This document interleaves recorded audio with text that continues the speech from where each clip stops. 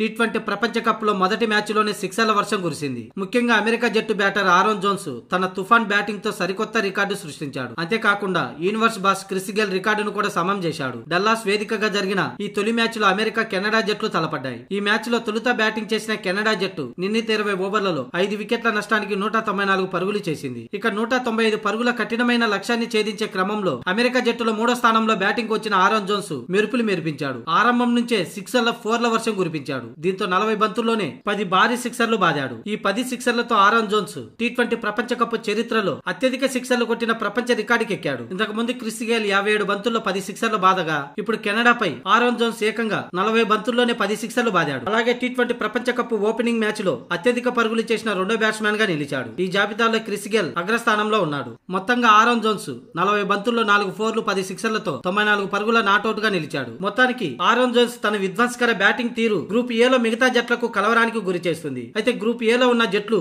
India, Pakistan, Canada, Ireland ఉన్నాయి. ఇప్పటికే కెనడాపై విశ్వరూపం చూపించిన ఆరోన్ జోన్స్ ఇక మిగతా జట్లపై కూడా ఈ ఆరోన్ జోన్స్ ఎలాంటి విధ్వంసం సృష్టిస్తాడో చూడాలి. ఒకవేళ పాకిస్తాన్ ఇండియాపై చెలరేగితే మాత్రం ఆయా జట్లకు పెద్ద నష్టమే జరిగే అవకాశం ఉంది.